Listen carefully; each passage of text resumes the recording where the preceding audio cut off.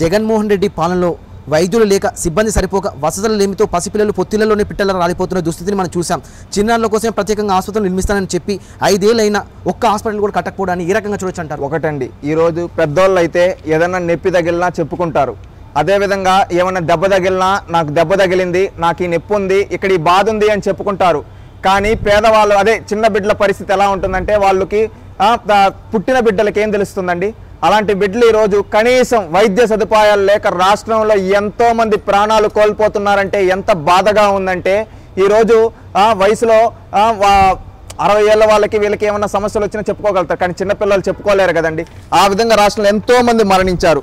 ఈరోజు చూస్తే అంటే రాష్ట్రంలో ఆసుపత్రులు శిశువుల మరణం మృదంగం జరుగుతూ ఉంది. పసివాడిన ప్రాణాలు ఎన్నో, ఎందుకంటే దుర్భారంగా నవజాత శిశు సంరక్షణ కేంద్రాల పనితీరుంది.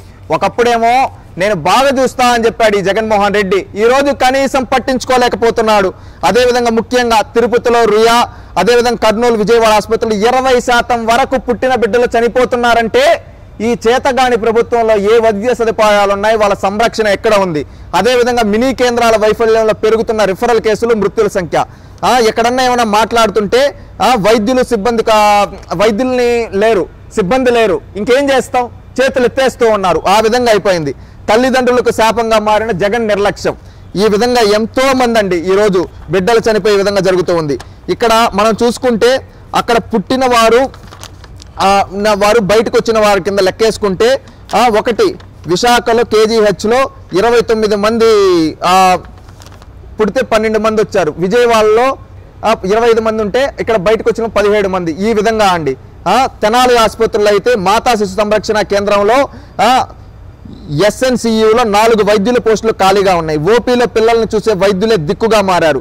చీకటి పడిన తర్వాత అత్యవసర వైద్యం కోసం వచ్చే వారిని గుంటూరు రెఫర్ చేస్తూ ఉన్నారు. పోస్టుల భర్తీ విషయం ఉన్నతాధికారుల దృష్టిలో ఉందని ఆసుపత్రి వర్గాల పేరు. ఈ కేంద్రం అవసరాలకు ఒప్పంద విధానంలో ఏడాది కిందట నియమించిన 4 వైద్యులు ఉన్నత అవకాశాలు రావడంతో ఒక్కొక్కరుగా విధుల నుంచి తప్పుకున్నారు. అంటే ఇక్కడ దీనికి కారణం ఏంటి? ఈ జగన్మోహన్ రెడ్డి గారి చేతగానితనం. కనీసం జాబులు రిక్రూట్మెంట్ చేయలేని వ్యక్తి పేద ప్రజల ప్రాణాలు ఎలా కాపాడుతాడు? చిన్నపిల్లల ప్రాణాలు ఎలా కాపాడుతాడు? ఇతని చేతగానితనం వల్ల, చేతగాని వైద్య శాఖ మంత్రి రాష్ట్రంలో ఉండడం వల్ల ఈ విధంగా జరుగుతూ ఉంది. ఒక ముఖ్యమంత్రి ఒక మంచి వైద్య శాఖ మంత్రిని నియమించుంటే ప్రాపర్గా ఉంటుంది. ఈరోజు వైద్య శాఖ మంత్రి ఏంటి? ఆమె యొక్క ఆస్తుల పెంపకం గురించి, అవినీతి అక్రమాల గురించి ఫోకస్ చేసింది తప్పితే రాష్ట్రంలో ఏ రోజు ఆ శాఖ గురించి రివ్యూ చేయలేదు. బయటికి వచ్చి మాత్రం పబ్లిసిటీ వీడియోలు చేసుకుంటుంది వైద్య శాఖ మంత్రి. కనీసం వైద్యులు లేకపోతే కనీసం రిక్రూట్ చేయలేని నువ్వు ఎందుకు వైద్య శాఖ మంత్రిగా? చేతగాని వైద్య శాఖ మంత్రి. ఆ చేతగాని వైద్య శాఖ మంత్రి వల్ల ఈ రోజు రాష్ట్రంలో కొన్ని వేల మంది పసిపిల్లల ప్రాణాలు పోయాయి. ఇలాంటి వాళ్ళ ఉసురు ఊరికే పోతుందా? అలాంటి వాళ్ళ ఉసురంతా తగిలి వైద్య శాఖ మంత్రి ప్రభుత్వాన్ని దయించి వేయబోతూ ఉంది. ఇంకొకటండి, ఊపిరాడక చిన్నారులు గిజగిజ. ఏ విధంగా కర్నూలులో బోధన ఆసుపత్రిలో 40 వెంటిలేటర్లు అవసరం ఉంది. ప్రస్తుతం ఉన్న 5 2 మరమ్మతులకు గురయ్యాయి. అదేవిధంగా NICU విభాగాల్లో సరిపడాల్సిన ఏసీలు లేకపోవడం శిశువులు సతమతం అవుతున్నారు. కోవిడ్ సమయంలో కర్నూలు GGH వచ్చిన వెంటిలేటర్లు 20 వినియోగించడం లేదు. ఒకే వార్మర్, ఒకే ఫాలో థెరపీ యూనిట్లో 2-3 పిల్లలను ఉంచాల్సిన దుస్థితి. ఇటువంటి పరిస్థితుల్లో ఇన్ఫెక్షన్లు వ్యాపించే ప్రమాదం.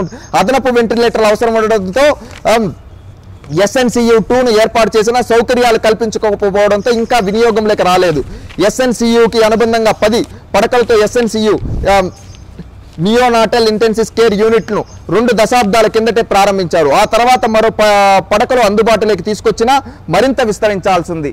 అంటే కనీసం అక్కడ ఉండాల్సిన వాటికి బెనిఫిట్స్ లేకుండా, అదేవిధంగా అక్కడ కల్పించాల్సిన సదుపాయాలు కల్పించకుండా ఈ విధంగా నిర్లక్ష్యం చేసి ఎంతో మంది చిన్న పిల్లలకి ఇన్ఫెక్షన్స్ రావడం కావచ్చు, వాళ్ళ ప్రాణాలు కోల్పోవడానికి చేతగాని ప్రభుత్వం కారణమైంది. ఇలాంటి ప్రభుత్వం గురించి ఒక్కసారి ఆలోచించండి.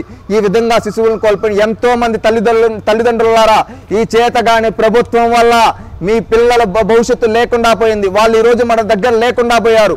అలాంటి ప్రభుత్వానికి మన ఓటుతో బుద్ధి చెప్దాం. ఓటుతో బుద్ధి చెప్తే రేపు ఇలాంటి తప్పుదాలు ఇంకెవరో చేయకుండా ఉంటారు. అందుకని ఆలోచించి మే 13వ తేదీ ఇలాంటి తప్పుదాలు జరగకుండా ఉండాలంటే చంద్రబాబు నాయుడు గారు లాంటి అనుభవజ్ఞులైన వ్యక్తులు అవసరం.